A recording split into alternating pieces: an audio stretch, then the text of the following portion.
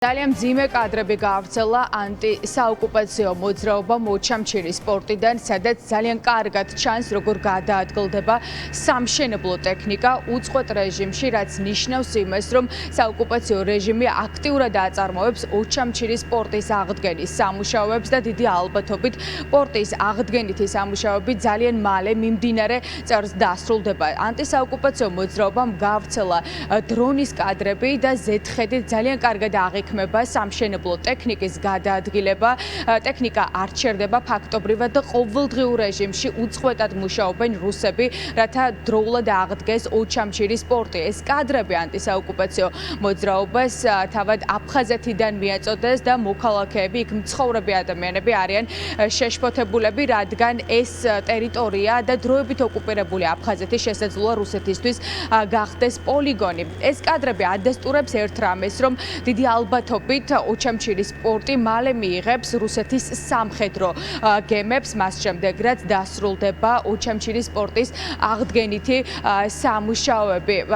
ეს რამდენიმე თვის წინაც ოფიციალურმა მოსკოვმა არაერთხელ გააკეთა განცხადება, რომ მათი მიზანია, რაც შეიძლება დროულად აღდგეს პორტის მშენებლობა და ამ პორტში მალე ჩადგებიან რუსული სამხედრო გემები. ეს არის ღრმაწყლოვანი პორტი და რამდენიმე სამხედრო გემის მიღება ამ პორტს შეუძლია. ანტისაოკუპაციო მოძრაობაში პირდაპირ ამბობენ, რომ ეს არის სერიოზული საფრთხე და ადასტურებს მხოლოდ ერთ რამეს, რომ რუსეთს უნდა მეორე ფრონტი გახსნეს საქართველოს დროებით ოკუპირებულ ტერიტორიაზე, რადგან იმ შემთხვევაში თუ ამ პორტში ჩადგებიან რუსული გემები, დიდი ალბათობით ეს ტერიტორია და სამხედრო პორტი გახდება უკრაინის ლეგიტიმური სამიზნე და ეს უკრაინის ხელისუფლებამაც არაერთხელ გააკეთა ასეთი ტიპის განცხადება, რომ შესაძლოა შავი ზღვა გახდეს დაპირისპირების კიდევ ერთი ეპიცენტრი და ახალი კერა გაჩნდეს უფრო კონკრეტულად დროებით ოკუპირებულ აფხაზეთში. კადრებში, რომლებიც ჩვენო მეგობრებმა სოხუმიდან მოგვაწოდეს, კარგად ჩანს ის, რომ მიმდინარეობს სამშენებლო პროცესი ოჩამჩირის პორტში. 2023 წლიდან აქტიურად დაიწყო სეპარატისტულმა რეჟიმმა განცხადებების გაკეთება იმის თაობაზე, რომ 2024 წელს, ანუ წელს უკვე უნდა გაიხსნას და ამოქმედდეს ოჩამჩირის პორტი, ოღონდ უკვე როგორც სამხედრო პორტი, რომელიც შეიფარებს რუსულ სამხედრო გემებს. რუსები მუშაობენ სამშენებლო ტექნიკა მოძრაობს მთელს პერიმეტრზე და მიმდინარეობს საკმაოდ აქტიური პროცესი აი ამ პორტის მომზადებისა.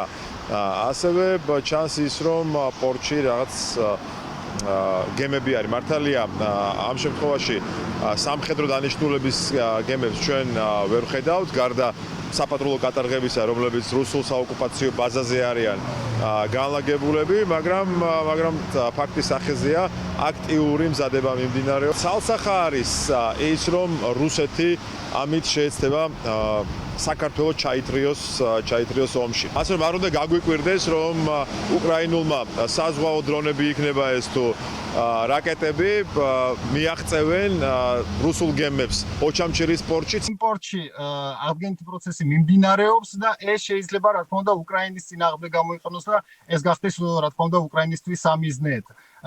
ეს პროცესი რა თქმა უნდა დესტაბილიზაციისკენ არის მიმართული რეგიონში. ჩვენმა ხელისუფლებამ ყველა საერთაშორისო პარტნიორები უნდა ჩართოს საქმის კურსში ამასთან დაკავშირებით.